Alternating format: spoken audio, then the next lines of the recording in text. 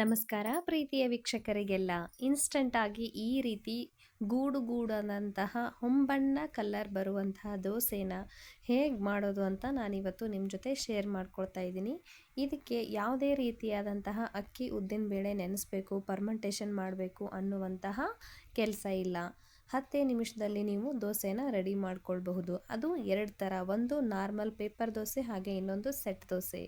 ಬನ್ನಿ ಹಾಗಾದರೆ ಹೇಗೆ ಮಾಡೋದು ಅಂತ ನೋಡೋಣ. ಮೊದಲಿಗೆ ನಾನಿಲ್ಲಿ ಒಂದು ಬಾಣಲಿನ ತಗೊಂಡು ನಾನಿವಾಗ ತೋರಿಸ್ತಾ ಇರೋ ಕಪ್ಪಲ್ಲಿ ಅರ್ಧ ಕಪ್ಪು ಅವಲಕ್ಕಿನ ಬಳಸ್ಕೊಂಡು ದೋಸೆನ ಮಾಡ್ತಾಯಿದ್ದೀನಿ. ಅರ್ಧ ಕಪ್ಪು ಅವಲಕ್ಕಿನ ತಗೊಳ್ಬೇಕು.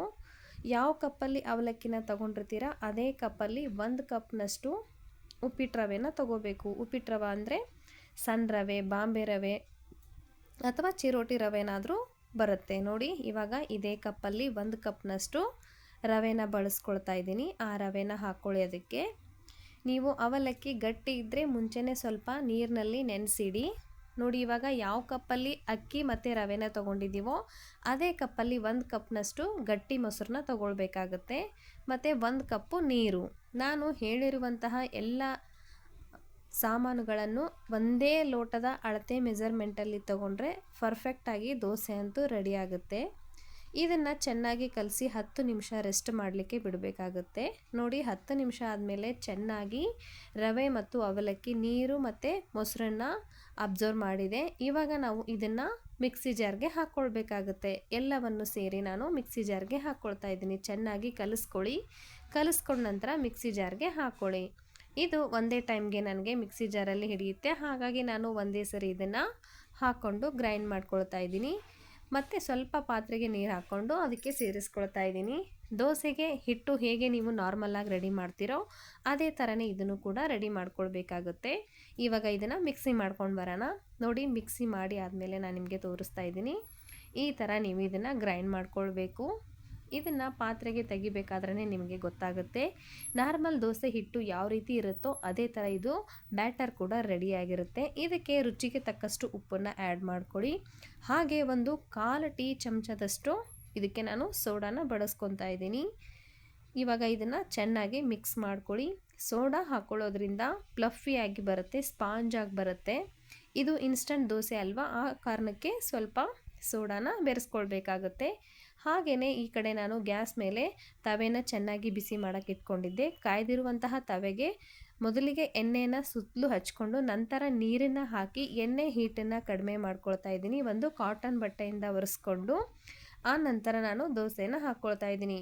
ನೀವು ಪ್ರತಿಯೊಂದು ದೋಸೆ ಮಾಡಬೇಕಾದ್ರೆ ಈ ಟ್ರಿಕ್ಸ್ನ ಫಾಲೋ ಮಾಡಿದ್ರೆ ಯಾವುದೇ ಕಾರಣಕ್ಕೂ ದೋಸೆ ಹಂಚಿಗೆ ಹಿಡಿಯಲ್ಲ, ಹಾಗೆ ಕಟ್ಟು ಆಗಲ್ಲ. ಇವಾಗ ಸುತ್ತಲೂ ಹಾಕಿದ ನಂತರ ಅದರ ಮೇಲೆ ಒಂದು ಚಿಕ್ಕದಾದಂತಹ ಪ್ಲೇಟನ್ನು ಮುಚ್ಚಿ ಒಂದು 5 ನಿಮಿಷ ಬಿಟ್ಟು ಆನಂತರ ಇದನ್ನು ಉಲ್ಟಾ ಮಾಡ್ಕೊಳ್ತಾ ಇದ್ದೀನಿ. ನೋಡಿ, ಇದು ನಾನು ಮೊದಲಿಗೆ ಹಾಕಿರೋದು ಸೆಟ್ ದೋಸೆ. ಇದರ ಮೇಲೆ ನಾನು ತುಪ್ಪನ ಅಪ್ಲೈ ಮಾಡ್ಕೊಳ್ತಾ ಇದ್ದೀನಿ. ನೀವು ಎಣ್ಣೆನೂ ಅದರ ಹಾಕ್ಕೊಳ್ಬೋದು, ಅಥವಾ ಬೆಣ್ಣೆ ಹಾಕ್ಕೊಳ್ಳಿ, ಅಥವಾ ತುಪ್ಪ ಹಾಕ್ಕೊಳ್ಳಿ. ಇಲ್ಲ, ಏನೂ ಇಲ್ಲ ಅಂದರೆ ಹಾಗೇ ಮಾಡ್ಕೊಳ್ಳಿ, ಅದು ಕೂಡ ತುಂಬ ರುಚಿಯಾಗಿರುತ್ತೆ. ನೋಡಿ, ಎಷ್ಟೊಂದು ಅದ್ಭುತವಾಗಿ ಇನ್ಸ್ಟಂಟಾಗಿ ದೋಸೆ ಅಂತೂ ರೆಡಿ ಆಯಿತು. ನಾನು ಇದರಲ್ಲೇ ಇನ್ನೊಂದು ಥರ ದೋಸೆ ಮಾಡೋದನ್ನು ನಿಮಗೆ ಹೇಳ್ಕೊಡ್ತಾ ಇದ್ದೀನಿ. ಅದೇ ರೀತಿ ಮತ್ತೆ ನಾವು ಎಣ್ಣೆನ ಹಚ್ಕೊಂಡು ನೀರನ್ನು ಹಾಕಿ ಹಂಚಿನ ಹೀಟನ್ನು ಕಡಿಮೆ ಮಾಡ್ತೀವಿ, ಒಂದು ಕಾಟನ್ ಬಟ್ಟೆಯಿಂದ ಒರೆಸಿ. ಇವಾಗ ನಾನು ಹಾಕ್ತಾ ಇರೋದು ಪೇಪರ್ ದೋಸೆ. ಒಂದೇ ಹಿಟ್ಟಲ್ಲಿ 2 ಥರ ದೋಸೆನ ತಯಾರು ಮಾಡ್ಬೋದು. ಅದು ಕೂಡ ಇನ್ಸ್ಟಂಟಾಗಿ 10 ನಿಮಿಷದಲ್ಲಿ ದೋಸೆ ಅಂತೂ ಪರ್ಫೆಕ್ಟಾಗಿ ರೆಡಿ ಆಗುತ್ತೆ. ನಾವು ಉದ್ದಿನಬೇಳೆ ಅಕ್ಕಿ ನೆನೆಸ್ಬೇಕು, ರಾತ್ರಿನೇ ರುಬ್ಬಬೇಕು, ಪರ್ಮೆಂಟೇಷನ್ ಮಾಡಬೇಕು ಅನ್ನುವಂತಹ ಕೆಲಸ ಏನೂ ಇಲ್ಲ. ಇದನ್ನು ಬೆಳಗ್ಗೆ ತಿಂಡಿಗೆ ಹಾಗೆ ರಾತ್ರಿ ಡಿನ್ನರ್ಗೂ ಕೂಡ ನಾವು ಮಾಡ್ಕೊಳ್ಬಹುದು. ನೋಡಿ, ನಾವು ತೋರಿಸ್ತಾ ಇರೋ ಕೆಲವೇ ನಿಮಿಷಗಳಲ್ಲಿ ದೋಸೆ ಬಣ್ಣ ಹೇಗೆ ಹೊಂಬಣ್ಣ ಕಲರ್ ಬರ್ತಾ ಇದೆ.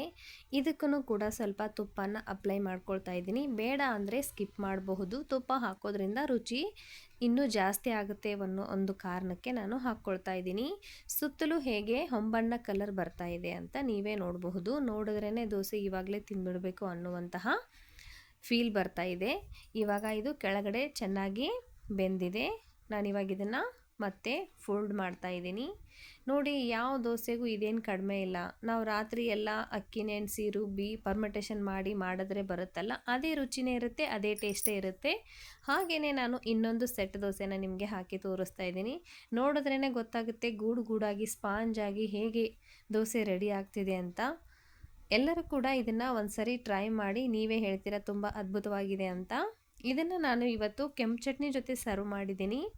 ಯಾವಾಗಲೂ ಒಂದೇ ಥರ ದೋಸೆ ತಿಂದು ಬೋರ್ ಆಗಿರುತ್ತಲ್ವ, ಆ ಕಾರಣಕ್ಕೆ ಈ ಥರ ಸ್ಪೆಷಲ್ಲಾಗಿ ಅವಲಕ್ಕಿ ದೋಸೆನ ಮಾಡಿ ತಿನ್ನಿ. ಟೇಸ್ಟು ಅದ್ಭುತವಾಗಿರುತ್ತೆ, ಮಾಡೋದಕ್ಕೆ ಸಮಯ ಕೂಡ ತುಂಬ ಕಡಿಮೆ ಮತ್ತು ತುಂಬ ಬೇಗ ಆಗುತ್ತೆ. ಒಂದೇ ದೋಸೆ ಬ್ಯಾಟರಲ್ಲಿ 2 ಥರ ದೋಸೆನ ನಾವು ರೆಡಿ ಮಾಡ್ಕೊಳ್ಬಹುದು. ನೋಡಿ ಎಷ್ಟೊಂದು ಚೆನ್ನಾಗಿ ಗೂಡಾಗಿ 100% ಹೋಟೆಲ್ ಶೈಲಿಯ ಸ್ಪಾಂಜ್ ದೋಸೆ ಮನೆಯಲ್ಲೇ ಮಾಡಬಹುದು. ಈ ರೀತಿ ಟ್ರಿಕ್ಸ್ನ ಫಾಲೋ ಮಾಡಿ ನೀವು ಕೂಡ ಮಾಡಿ. ಮತ್ತು ಇದು ದೊಡ್ಡವರಿಗೆ, ಚಿಕ್ಕವರಿಗೆ, ವಯಸ್ಸಾದವರಿಗೆ ಎಲ್ಲರಿಗೂ ಕೂಡ ತುಂಬ ಇಷ್ಟ ಆಗುವಂತಹ ದೋಸೆ ಆಗುತ್ತೆ. ನೋಡಿ ಎಷ್ಟೊಂದು ಸಾಫ್ಟಾಗಿ ಹತ್ತಿ ಥರ ಗೂಡಾಗಿ ಎಷ್ಟೊಂದು ಅದ್ಭುತವಾಗಿ ದೋಸೆ ಅಂತೂ ರೆಡಿಯಾಗಿದೆ. ನೀವು ಕೂಡ ಇದನ್ನು ಒಂದ್ಸರಿ ಟ್ರೈ ಮಾಡಿ. ಹಾಗೆ ಈಶ್ವರಿ ಕುಕಿಂಗ್ ಚಾನಲ್ನ ಲೈಕ್ ಮಾಡಿ, ಶೇರ್ ಮಾಡಿ, ಕಮೆಂಟ್ ಮಾಡಿ. ಮತ್ತೆ ಮುಂದಿನ ವಿಡಿಯೋದಲ್ಲಿ ನಿಮ್ಮನ್ನು ಭೇಟಿ ಆಗ್ತೀನಿ. Thank you for watching. Take care. Bye bye.